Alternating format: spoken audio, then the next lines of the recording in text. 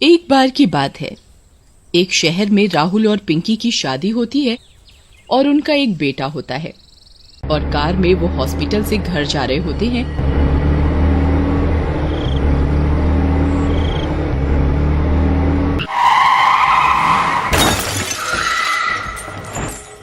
कि तभी उनका एक्सीडेंट हो जाता है।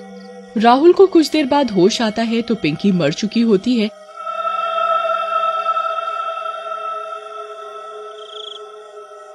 और उनका बच्चा वहां से गायब होता है। अरे अरे नहीं पिंकी, मैं तुम्हारे बिना कैसे जीऊंगा। और मुन्ना मुन्ना कहाँ है? मुन्ना को कौन ले गया?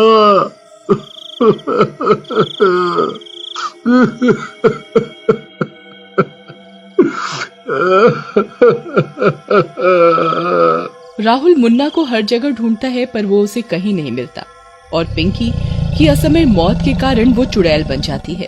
अरे ये सब क्या हो गया? और राहुल और मेरा मुन्ना कहाँ है? फिर चुड़ैल अपने घर जाती है। वहाँ राहुल रो रहा होता है। इंस्पेक्टर साहब, मैंने अपनी पत्नी को तो खो दिया, लेकिन मेरा बेटा भी गायब है। आप उसे ढूंढो, आप उसे ढूंढो। हम पूरी कोशिश कर रहे हैं आपके बेटे को ढूंढने की। हमें थोड़ा सा टाइम दो। ये सब क्या है? मेरा बच्चा कहाँ गया? तभी दूसरी तरफ राहुल के पड़ोसी राज के घर बच्चा होता है।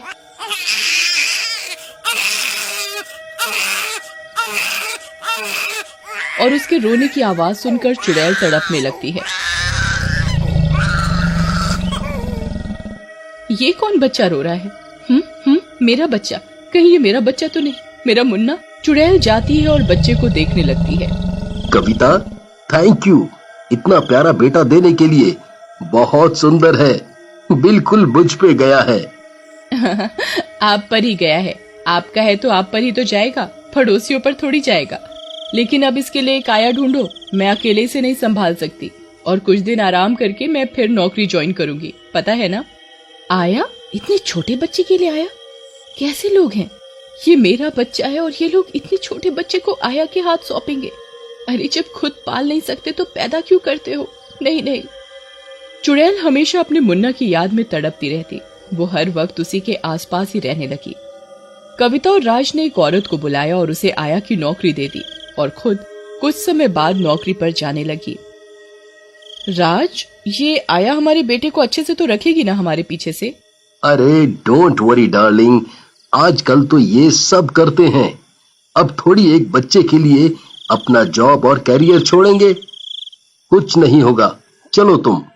बच्चों का क्या है, पाल जाते हैं ऐसे ही। कमला, ये सब खाने की चीजें पड़ी हैं, तुम बेबी को टाइम पे खिला देना, मैं रात तक आ जाऊंगी। अरे मेम साहब, कौनो चिंता नहीं करो, ये तो हमरा बहुत पुराना काम है। तुम जाओ आराम से, बेबी की चिंता नहीं करो। फिर दोनों चले जाते हैं, लेकिन चुड़ैल हर समय वहीं रहती और कमला पर नजर रखती। बेवकूफ लोग, मुझे तो ये औरत ठीक नहीं लगती, लेकिन इसने कुछ भी गड़बड़ की तो मैं इसे जिंदा नहीं छोड़ूंगी। अरे वाह रे बाबा, क्या घर है, दबा के खाऊंगी। वाह, इनके फ्रिज में तो बहुत काजू बादाम रखा है। चल कमला, खा ले थोड़ा। अरे बाप रे बाप, इतनी सुंदर साड़ियाँ, इनको पहन के पूरा दिन सेठानी की तरह रहूंगी। वो लोग तो रात में आएंगे। दूसरी तरफ बच्चा भूख से रोने लगता है, पर कमला उसे कुछ खाने को नहीं देती और सजने संवरने में लगी रहती है। अरे बच्चा रो रहा और तू खुद खाने में लगी है। अरे पहले इस आफत को ठिकाने लगाना पड़ेगा, दुखी कर दिया रो रो कर।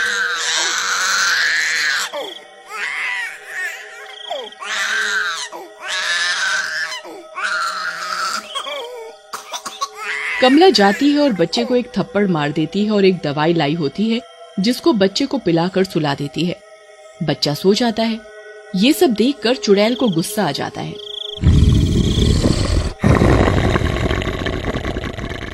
चुड़ैल कमला के सामने आ जाती है और उसे गर्दन से उठा लेती है। मेरे मुन्ने को मारेगी तू? मेरे मुन्ने को? बोल। अरे मर गई रे, चुड़ैल कहाँ से आ गई? अरे छोड़ दो, मुझे माफ कर दो, अब मैं ऐसा नहीं करूंगी। लेकिन चुड़ैल उसकी एक नहीं सुनती और उसे मार कर खा जाती है। रात में राज और कविता घर आते हैं तो उन्हें उनका बच्चा घर में अकेला मिलता है। अरे ये कमला बेबी को अकेला छोड़कर कहाँ चली गई? छोड़ो जान, तुम कोई और मेड रख लो, इसको मना कर दो, कल से ना आए। हाँ, पर इतनी जल्दी हमें कौन मिलेगा, और कल इम्पोर्टेंट मीटिंग भी है मेरे ऑफिस में। तभी दरवाजे पर दस्तक होती है। कविता दरवाजा खोलती है तो सामने एक सुंदर औरत खड़ी होती है।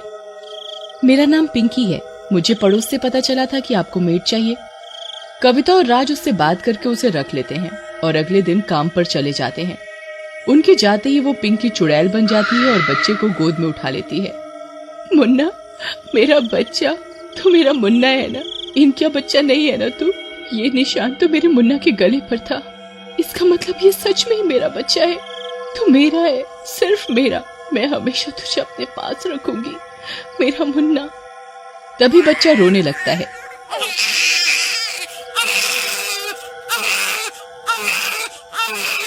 मुन्ना रो मत, तुझे भूख लगी है ना? इस कविता को ये भी नहीं पता कि इतने छोटे बच्चे को बोतल का दूध नहीं देना चाहिए। और ऐसा बोलकर चुड़ैल बच्चे को अपना दूध पिलाने लगती है। बच्चा चुप हो जाता है और दूध पीकर आराम से सो जाता है। फिर ऐसे ही कई दिन बीत जाते हैं और एक दिन छुट्टी होती है। कविता और राज घर पर ही होते हैं। कविता बच्चे के रोने पर उसे बोतल से दूध पिलाने लगती है, लेकिन बच्चा नहीं पीता और रोता रहता है।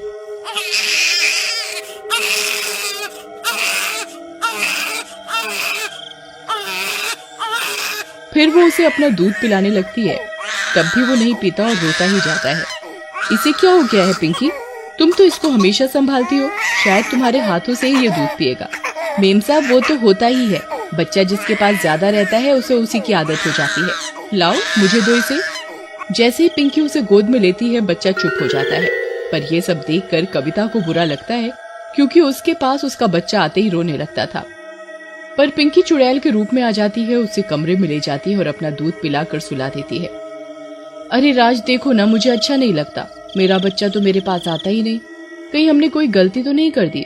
मुझे अपने बेटे को थोड़ा टाइम देना चाहिए, ऐसे तो उसे मेरी आदत ही नहीं होगी। तभी पिंकी वहाँ आ जाती है। अरे कोई बात नहीं, कल भी छुट्टी है, ऐसा करते हैं कहीं बाहर घूमने चलते हैं। पिंकी को छुट्टी दे दो, इसे भी तो आराम मिलना चाहिए ना एक दिन। क्यों पिंकी?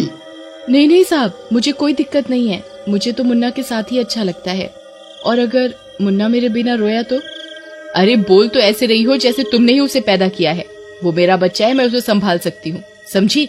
तुम नौकर हो, नौकर की तरह रहो, ज्यादा उसकी माँ बनने की कोशिश मत करो हर टाइम। फिर वो लोग अगले दिन घूमने चले जाते हैं। कुछ देर बाद ही बच्चा रोने लगता है और उन्हें परेशान होकर वापस घर आना पड़ता है। पिंकी घर के बाहर ही गुस्से में खड़ी होती है और उनके आते ही बच्चे को कविता के हाथ से ले लेती है। नहीं नहीं बेटा मत रो, मैंने बोला था ना मेम साहब, इसे भी लेकर मत जाओ। फिर वो उसे अंदर लेकर जाती है और कमरे में जाकर चुड़ैल बन जाती है और दूध पिलाने लगती है। अरे कुछ तो गड़बड़ है। कविता भी उसके पीछे जाती है और राज और कविता की आंखें फटी की फटी रह जाती हैं।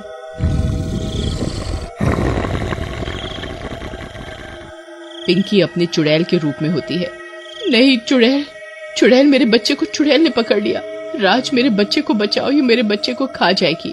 बस बहुत हो गया ये नाटक, ये तेरा नहीं मेरा बच्चा है, समझी? नहीं राज, ये मेरा बच्चा है ना राज?